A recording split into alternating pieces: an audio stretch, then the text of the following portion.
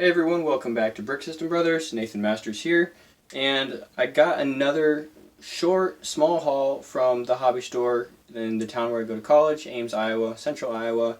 And now that I'm back home, I have the opportunity to clean it up and go through the inventory with that. So I know I just did a short series about my previous hobby haul, which is from the same store. So it's going to be very similar pieces, but this time I wanted to focus on kind of the cleaning method and the pre-sort, and then maybe skim a little bit over the actual parts that I focused on in the last series, and kind of go to the end where I actually enter each part into Rebrickable to generate an inventory of the exact parts that I bought at the hobby store.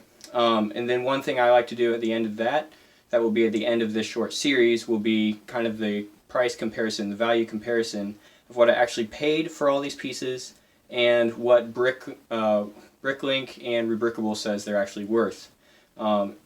Keep in mind, I know this is a little ways out, but the Rebrickable value will give you the value for new pieces, and these are used, so I usually just cut it in half, but it still can be surprisingly large. So let's check out the initial stages of cleaning the lot. So I'm actually pretty far along in the cleaning process. Over here is the stuff that's ready to dry and has been through the rinse. This is what still needs to get rinsed out. This has been in some warm soapy water, just kind of soaking for a little bit. And I actually have to do a pre-sort of this to make sure that there's no metal and no stickers. Both of those would probably be fine in water, especially for this short time. This is about half an hour in the water. But I don't want to risk it, and it's not a big deal to just take out a few of the metal pieces would be the old axles that have the metal in there, and then some of the pieces with stickers. Even when I have had those in the water to clean, they're usually okay, but just to be on the safe side. So those are already out. This is just our good old plastic Lego in the water here. And again, warm soapy water. Just a soak does a lot to get the typical layer of grime off the top. And then I'll do a quick rinse under the running water, and those pieces will go in here. So this has already been through the soak and the rinse. This will get dried off. I'll probably let it set overnight on a towel and try to keep a fan blowing some air over it so that it can just get all the way off. What you don't want is water to sit on these for a long time, and then when it evaporates, it leaves a little bit of a residue. So even if I just lay these all out on a towel and then take another towel and go over the top and kind of press that down to get some of that standing water off the surface of the pieces, that can do a lot as well. So I'll probably do that with these pieces. So here we are in the studio. I've got this towel down like I mentioned, and just trying to spread these pieces out, get some space in between everything so that the air can just do its job overnight and lift that water out. And looking at it all spread out, yeah, there's quite a bit here. Maybe 700 pieces or so is about how much I got in the last order from the hobby store. So a pretty similar, amount of pieces. What I like about JCD and Hobby is they sell by volume. So that's actually why you see a lot of small stuff in here, is whether you have 5 big pieces or 1,000 little pieces, it costs the same. So I'm just opting to go with a lot of these smaller pieces, and some of them are kind of boring, but 1x1 detail tiles, anything 1x1, I'm trying to find the useful stuff like headlight bricks, even some of these Technic in different colors, and yeah, a couple 1x1 rounds. But at that point, you're basically adding in free Lego because it hardly takes up any space in the bins. You just fill those in the cracks. After I get the stuff that I actually want, there's a lot of extra space down the sides, so I just get a little handful of those, dump them in the side.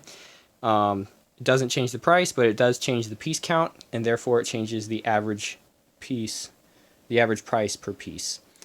So effectively, I'm getting everything cheaper by just adding in a few small pieces. It's more philosophical than mathematical, but that's kind of how I see it. And yeah, there's the occasional goodie at this hobby store as well. I think what my advantage is here in Central Iowa is there's not a lot of people going in and spending 2 or more hours digging through the bins of these pieces to find everything. And this is very hand-picked from what they actually had in the store. It's not like I went in and got a little bucket and just took a scoop and this is what I got. This is the result of spending multiple hours going through all of the pieces. And here's a picture. They had 3 card tables set up with the bins sorted by color. So I just go in there when I have some time, like on a weekend or something, and I go through each bin, every color, and I find the pieces that I want. I fill up 2 little tubs. Each little tub is $10, and I get 700 hand-picked pieces for $20. Were I to put these on Bricklink to resell, I could make probably 4 times that back. On the other hand, if I was looking for these pieces on Bricklink to buy, I'd be spending 5 times as much. So it's a win-win either way, adding to the collection very cost effectively. That's why I like the hobby store. It's a very similar kind of turn of events when you go and buy bulk, although in that case it can be hard to know what you're going to get. A lot of times you'll end up with a bunch of pieces you already have that you don't need a lot more of. It's always good to get more Lego, of course, but going to this hobby store in particular, the way they have it set up, you're buying by volume, and if you have the time, you can go and hand pick the pieces. They don't really mind people doing that. So with the combination of those things, and plus, you know, you have to have some free time to actually go and do it, you can end up with a pretty valuable selection of pieces for $20. Pretty reasonable price, I feel like.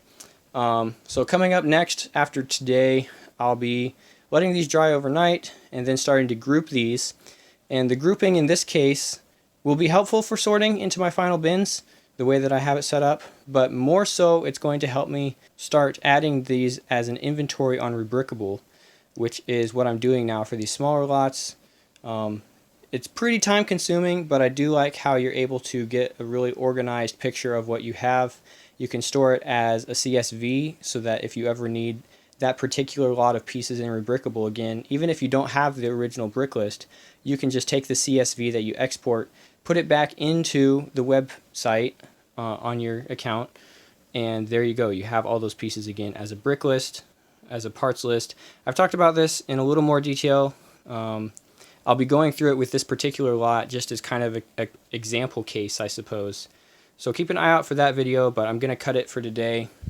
This is just kind of the initial sorting clean. And like I mentioned, after this is dry, start grouping these together. I'll talk a little bit about these particular pieces in the lot, but I don't want to go into too much detail on that. Instead, I'd rather focus on the actual inventory side of things. So thanks for watching, guys, and we will catch you in the next video.